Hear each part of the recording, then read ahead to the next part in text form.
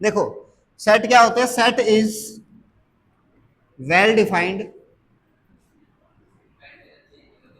Collection of object.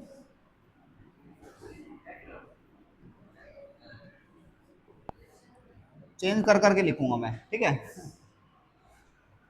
Set किसे कहते हैं, set is well defined collection of object, object का कलेक्शन होना चाहिए उसको हम सेट कहेंगे।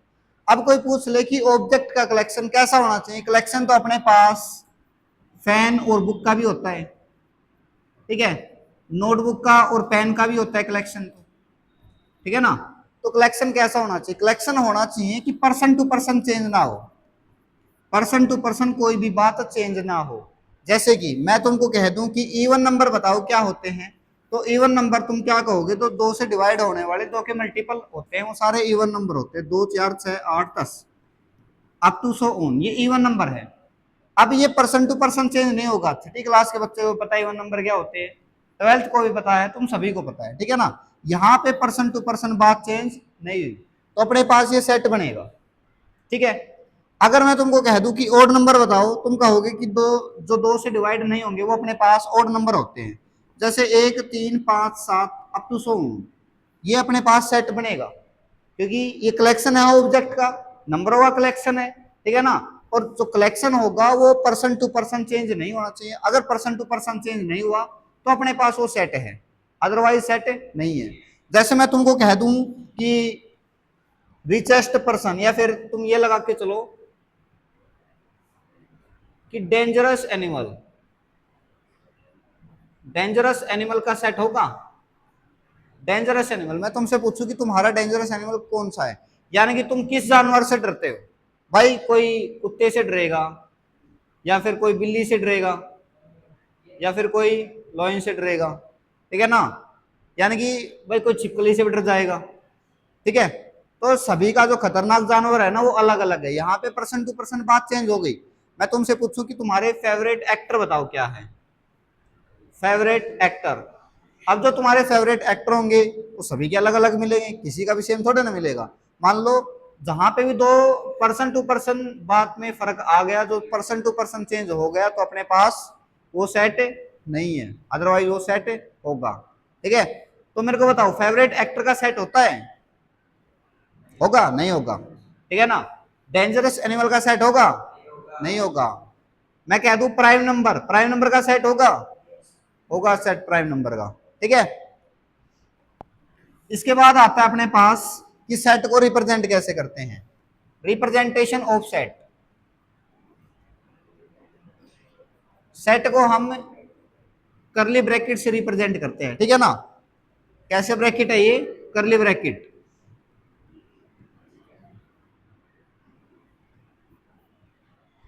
करली ब्रैकेट से रिप्रेजेंट करेंगे, ठीक है ना। जैसे करली हेयर देख रखे हैं ना, जो घुमावदार बाल होते हैं वो सेम ऐसे ही है, ठीक है ना। तो करली ब्रैकेट से रिप्रेजेंट करेंगे सेट का जो, देखो जैसे अल्फाबेट में अगर बात करूं कि कैपिटल अल्फाबेट से रिप्रेजेंट करेंगे हर सेट को, जैसे मैं कह दूं तुम्हारे पास एक सेट है ए, इसमें एलिमेंट है 1 2 3 4 अप टू सो ऑन, ये एलिमेंट है, ठीक है ना। तो सेट को कैपिटल ए से या फिर कैपिटल अल्फाबेट से रिप्रेजेंट किया जाएगा, करली ब्रैकेट के अंदर एलिमेंट्स को रखा जाएगा, ये इनको क्या कहेंगे, एलिमेंट्स, अपने पास क्या है ये, एलिमेंट्स है, ठीक है। 1 2 3 4 ये एलिमेंट है, ठीक है ना। कॉमे से रिप्रेजेंट किया जाए कि हर एलिमेंट को चेंज होने के बाद, जैसे मैं कह दूं 12 13 14, ये अपने पास एक सेट है बी सेट, कुछ ऐसे ऐसे रिप्रेजेंट करोगे, ठीक है ना। आगे समझ में इतना। इसके बाद देखो मैं तुमसे पूछ लूं कि रिचेस्ट पर्सन का सेट है, रिचेस्ट पर्सन सेट क्यों नहीं है, रिचेस्ट पर्सन का बताओ क्यों नहीं है, रिचेस्ट पर्सन का सेट क्यों नहीं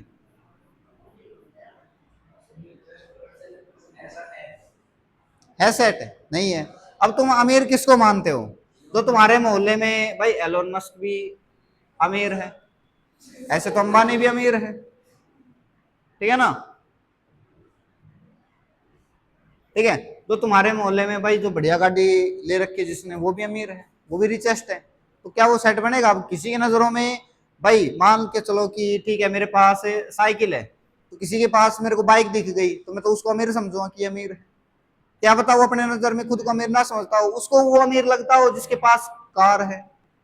ठीक है, कार वाले को और बड़ी कार वाला अमीर लगता हो, तो क्या वो सेट बनेगा? रिचेस्ट पर्सन का सेट नहीं बनेगा। क्या पता है फिक्स टाइम तक रहे, ठीक है ना। कोई मान लो 2 साल तक अमीर रहा, उसने सारी संपत्ति बेच दी, ठीक है, तो रिचेस्ट पर्सन का सेट नहीं होता। आ गया समझ में? इसके बाद देखो नेक्स्ट, सेट के बाद अपने पास आता है इसकी टाइप। जैसे कि मैं बात करूं सिंगलटन सेट,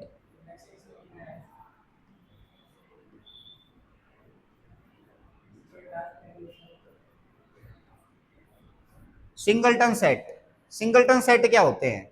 नाम से पता लग रहा है सिंगल, ठीक है, यानी कि जो अकेला है। यानी कि सिंगलटन सेट अपने पास वो होते हैं जो जिसके पास सिर्फ एक एलिमेंट है। जैसे कि मैं कह दूं कि ए अपने पास एक सेट है, ठीक है, उसमें एक्स एलिमेंट है, एक्स इज इवन प्राइम। मैंने क्या कही, एक सेट है उसमें क्या है, ये एक्स एलिमेंट है, ठीक है ना। अब इस एक्स के बहुत सारे फेस हो सकते हैं, बहुत सारे रूप हो सकते हैं, ठीक है, इसके बहुत सारे नंबर्स हो सकते हैं, 1 2 3 4 कुछ भी। ये एक्स की डेफिनेशन लिख दी इसने इधर, एक्स अपने पास इवन प्राइम नंबर होना चाहिए। ये जो मैंने लिखा है ना, इसको हम बोलते हैं set builder form, set builder form. ये अपने पास सेट बिल्डर फॉर्म है, यानी कि ये फॉर्म सेट बनाएगी, लेकिन अभी सेट बना नहीं है अपने पास, मैंने वो वैल्यू लिखी नहीं है, ठीक है ना, मैंने यहाँ पे वो वैल्यू लिखी नहीं है, वैल्यू लिखेंगे अब। तो अपने पास क्या निकल के आएगा, इवन प्राइम क्या होते हैं, अकेला एक 2 है, ठीक है ना, एक अकेला एलिमेंट आ गया ना, तो इसको हम क्या कहेंगे, कैसा सेट है, सिंगलटन सेट। और जो अपने पास निकल के आते हैं जो एलिमेंट, इस फॉर्म को हम क्या कहते हैं, रोस्टर फॉर्म। क्या कहते हैं इसको हम, रोस्टर फॉर्म, या फिर इसका दूसरा नाम है ट्यूबुलर फॉर्म, ठीक है। अब देखो, जैसे कि मैं तुमको ये कहूं, जो ब्रेड रोस्टर होता है ना, देख रखा होगा ब्रेड रोस्टर, कच्चा ब्रेड डालते हैं, पका हुआ बाहर आता है, यानी कि वो रोस्ट करके बाहर निकालेगा उसको, ठीक है ना। तो सेम इसका काम भी यही है। ये फॉर्म अपने पास रोस्टर फॉर्म वो होती है तो सेट को बाहर निकाल दो, प्रॉपर सेट आएगा अपने पास, ठीक है। सेट की मेनली अपने पास 2 टाइप होती है, एक तो अपने पास सेट बिल्डर फॉर्म होती है और एक अपने पास रोस्टर फॉर्म होती है, ठीक है। जैसे कि मैं तुमसे पूछ लूं कि तुम मेरे को ये बताओ कि ए सेट है, ए सेट में एक्स एलिमेंट है, x is even number up to 10, ठीक है, ये कैसी फॉर्म आ गई, अब कैसी फॉर्म है ये, सेट बिल्डर फॉर्म बनाएगी ये सेट, ठीक है ना, सेट बनाना ही अपने पास, सेट बनाएगी, इसको हम क्या बोलते हैं, सेट बिल्डर फॉर्म। ये अपने पास सेट बिल्डर फॉर्म है, ठीक है ना, ये सेट बनाएगी, ये कैसी फॉर्म आ गई, सेट बिल्डर फॉर्म। इसका मतलब होता है सच दैट एक्स, ये डेफिनेशन लिख दी इसने एक्स की, जो अपने पास ये एक्स है, ये एक्स क्या है, एक्स अपने पास इवन प्राइम में कहां तक के, 10 तक के, ठीक है। तो ए सेट अपने पास क्या निकल के आएगा, 2 4 6 8 10। ये कैसी फॉर्म आ गई, कैसी फॉर्म आ गई, सेट निकल के आ गया तो रोस्टर फॉर्म या फिर ट्यूबुलर फॉर्म आ गई, ठीक है ना। ये सेट की कैसी फॉर्म आ गई, रोस्टर फॉर्म या फिर ट्यूबुलर फॉर्म। आ गया समझ में इतना? चलो इसके बाद देखो, सेट अपने पास सिंगलटन सेट आ गया समझ में क्या होता है, यानी कि जिसमें सिर्फ एक एलिमेंट हो। अच्छा, इसके और भी एग्जांपल गिनवा सकते हो तुम मेरे को? नहीं है और भी एग्जांपल?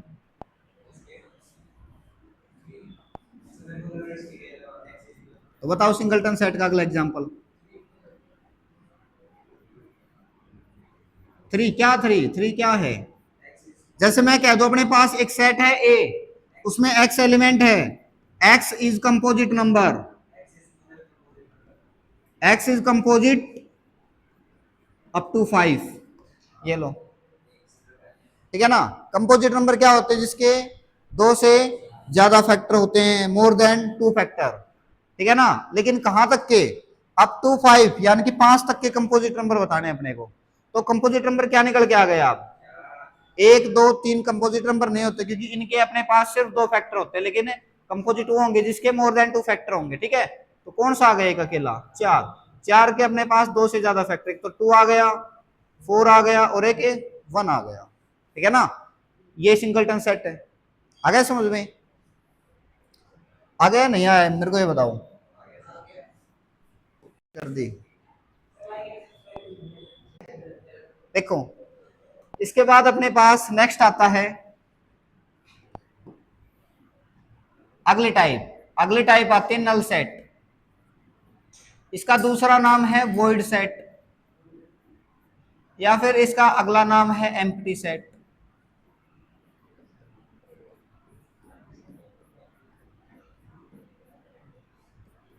नल सेट यानी कि नल सेट क्या होंगे बताओ मेरे को?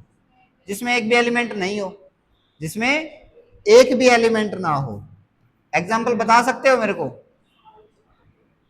हैं एग्जाम्पल?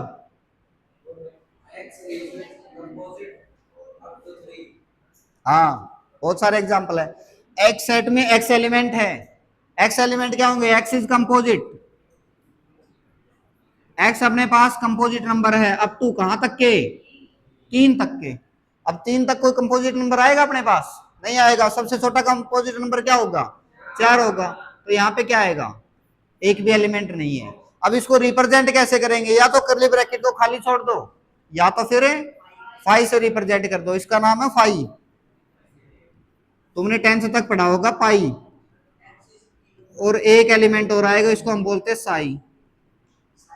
ये फिजिक्स में पढ़ोगे तुम। ठीक है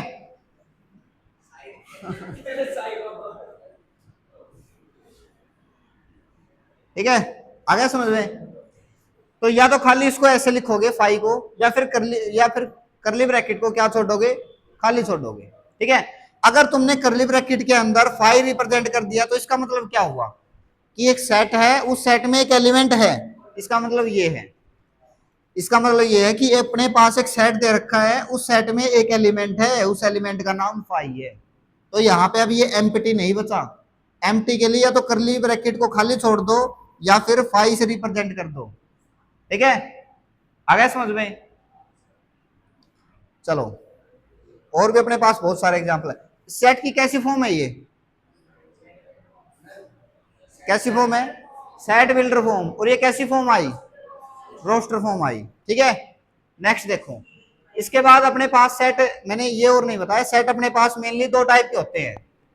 दो टाइप के कौन से होते हैं? एक तो फाइनाइट सेट, और एक होगा अपने पास इनफाइनाइट सेट। बात क्यों कर रहे हो? Finite set. अब फाइनाइट क्या होते हैं बताओ? फाइनाइट जिसको हम काउंट कर सके, जिसको हम गिन सके, वो क्या होंगे अपने पास? फाइनाइट। ठीक है, और इनफाइनाइट क्या होंगे? जिसको हम काउंट नहीं कर सके, उसको हम क्या कहते हैं? इनफाइनाइट कहते हैं। ठीक है ना, तो फाइनाइट क्या आ गया अब यहाँ पे?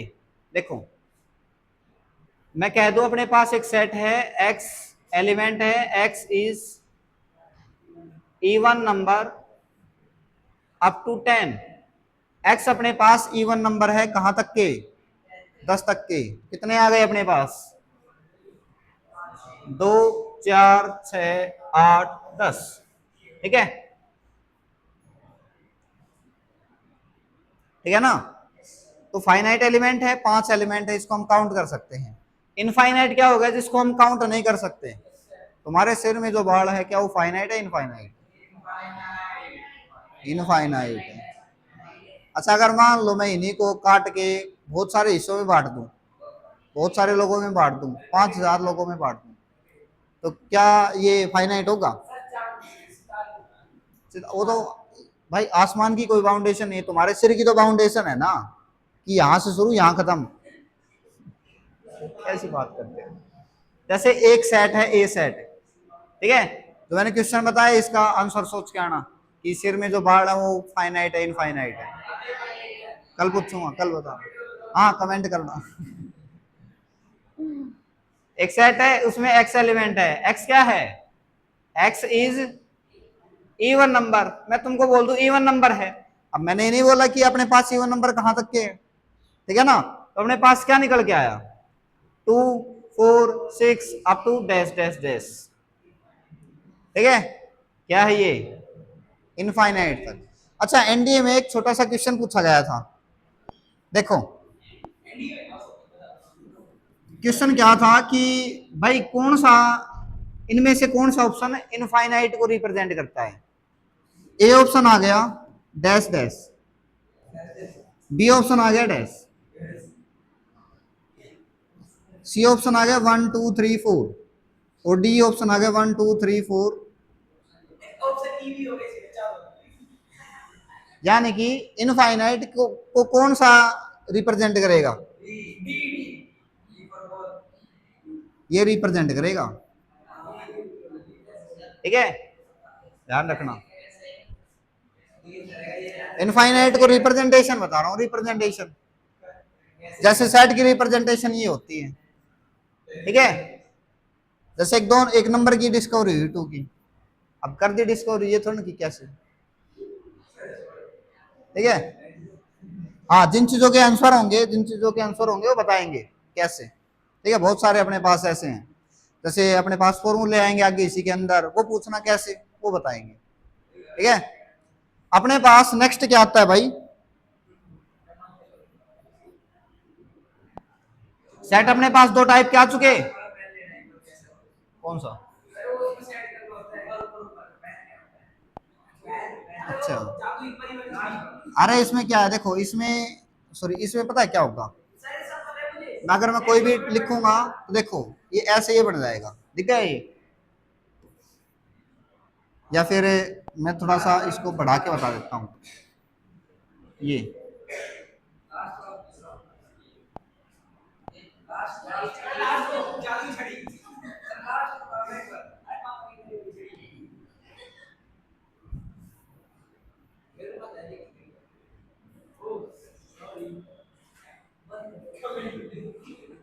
आगे देखो,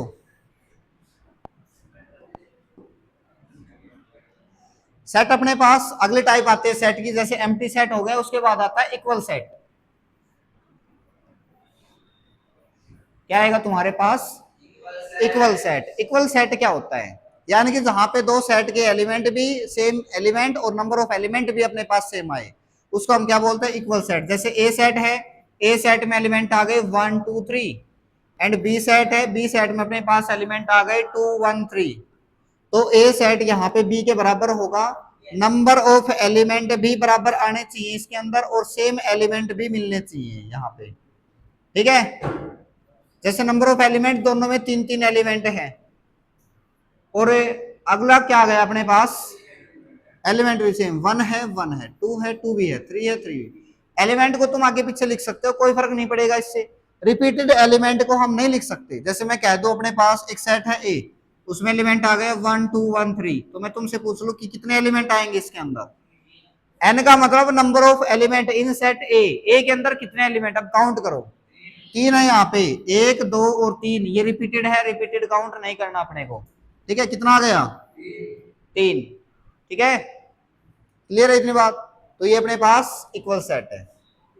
इसके बाद सिर्फ लास्ट कंसेप्ट करवा रहा हूं मैं, लास्ट कंसेप्ट अपने पास है सबसेट, ठीक है, सबसेट और प्रॉपर सबसेट। देखो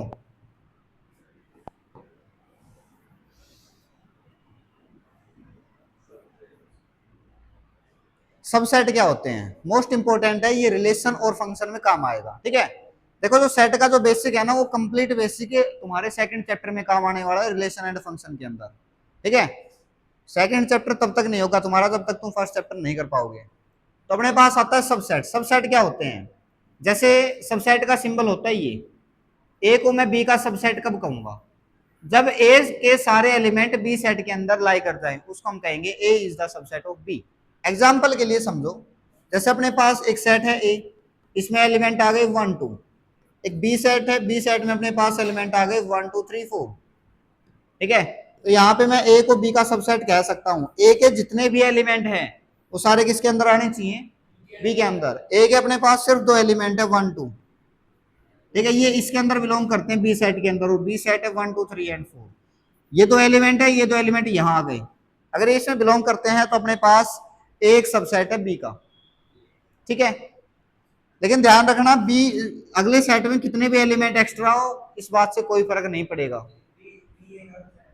जहां पे बी ए का सबसेट नहीं है, सेम इसी एग्जांपल को उठा के चले हम, तो बी ए का सबसेट नहीं है। क्यों नहीं है? क्योंकि बी के सारे एलिमेंट नहीं है ए के अंदर, बी में एलिमेंट 3 4 है जो कि इसके अंदर नहीं है, तो यहाँ पे बी भी ए का सबसेट नहीं है। आया समझ में? और एग्जांपल देखो इसके, देखो जैसे कि ए सेट के अंदर एलिमेंट आ गए 1 2, एंड बी सेट के एलिमेंट बी सेट के अंदर भी एलिमेंट आ गए 1 2, तो मैं यहाँ पे ए को बी का सबसेट कह सकता हूँ? जो मैंने बताया है सिर्फ उसी के अकॉर्डिंग चलना है। ए को बी का सबसेट कब कहेंगे? ए के जितने भी एलिमेंट है वो किसके अंदर आने चाहिए? बी के अंदर। ए के एलिमेंट अपने पास 1 2 और ये इसके अंदर आ रहे हैं। ठीक है ना? अब फालतू इस बी सेट के अंदर अगर एक्स्ट्रा एलिमेंट है तो अच्छी बात है, अगर नहीं है तो भी कोई दिक्कत नहीं है। ठीक है ना? यहाँ पे हम ए को बी सेट के बराबर भी कह सकते हैं।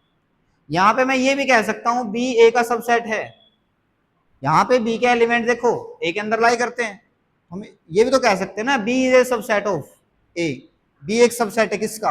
ए का। ठीक है ना? अगर ए बी का सबसेट है और बी ए का सबसेट बन जाता है तो उस केस में ए किसके बराबर होता है? बी के बराबर। ये वाला केस मोस्ट इंपोर्टेंट है समझना। ए बी के बराबर कब होता है? जब दोनों सेट आपस में एक दूसरे के क्या हो? सबसेट। दोनों सेट एक दूसरे के सबसेट हो तो हम क्या कहेंगे? ए बी के बराबर है। ठीक है?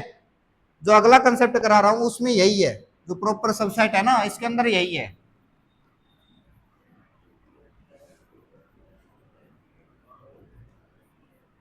सबसेट का सिंबल अपने पास ये था और प्रॉपर सबसेट का सिंबल अपने पास सिर्फ ये है। क्या फर्क है दोनों में? एक साइन नहीं है अपने पास। कौन सा साइन नहीं है? इक्वल का साइन नहीं है ना, माइनस नहीं है, इक्वल है। जैसे हमें 10th क्लास तक लेस देन इक्वल टू बोलते थे, इसको ग्रेटर देन इक्वल टू बोलते थे। ठीक है ना? इक्वल बोलते थे ना यहाँ पे हम, तो सेम यहाँ पे इक्वल का साइन नहीं है, तो यहाँ पे प्रॉपर सबसेट कब कहेंगे? जब ए किसके बराबर नहीं होगा? जब ए बी के बराबर नहीं आएगा तो उस वाले केस में हम क्या कहेंगे? ए एक प्रॉपर सबसेट है बी का। A is a proper subset of B. कब कहेंगे? जब ये केस हो, ए बी के बराबर नहीं आए। जैसे पिछले वाले क्वेश्चन में क्या था देखो, यहां पे क्या था? ए बी के बराबर था, तो ए बी का सबसेट तो था लेकिन ए बी का प्रॉपर सबसेट नहीं था। देखो यहां पे जो ए है वो बी का प्रॉपर सबसेट नहीं है क्योंकि इक्वल आ गया। ठीक है? और मैंने क्या बताया था इस वाले केस में? नॉट इक्वल होना चाहिए, ए बी के बराबर नहीं होना चाहिए। तो हम कहेंगे कि हाँ ए बी का प्रॉपर सबसेट है। ठीक है? जैसे कि ए सेट में अपने पास एलिमेंट आ गए 1 2, ठीक है, और बी सेट में अपने पास एलिमेंट आ गए 1 2 3, तो मैं यहां पे ए बी का प्रॉपर सबसेट कह सकता हूं? बताओ। ए नॉट इक्वल टू बी होना चाहिए प्रॉपर सबसेट के लिए। क्या है यहाँ पे? ए बी के बराबर कहाँ है भाई? नहीं है बराबर। इसमें तीसरा एलिमेंट, इसमें है तीसरा एलिमेंट है, तो तुम क्या कैसे कह दोगे ए सेट बी सेट के बराबर है? नहीं है ना? तो यहाँ पे ए नॉट इक्वल टू बी है तो प्रॉपर सबसेट है। हालांकि सबसेट भी है ये लो, सबसेट भी है लेकिन प्रॉपर सबसेट भी है। ठीक है? सेम इसी केस में अगर मैं कहूं कि ए सेट में अपने पास एलिमेंट आ गए 1 2, बी सेट में एलिमेंट आ गए 1 2, तो ए बी का प्रॉपर सबसेट है? बताओ। नहीं है, बराबर आ गए। और जबकि मैंने क्या बताया था? प्रॉपर सबसेट के अंदर क्या होना चाहिए? बराबर नहीं होना चाहिए। ठीक है ना?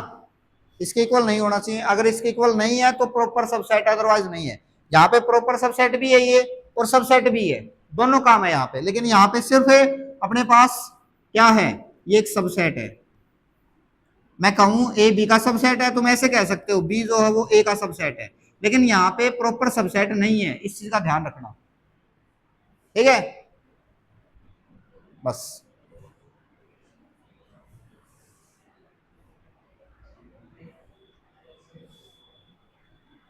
एक ये और देख लो,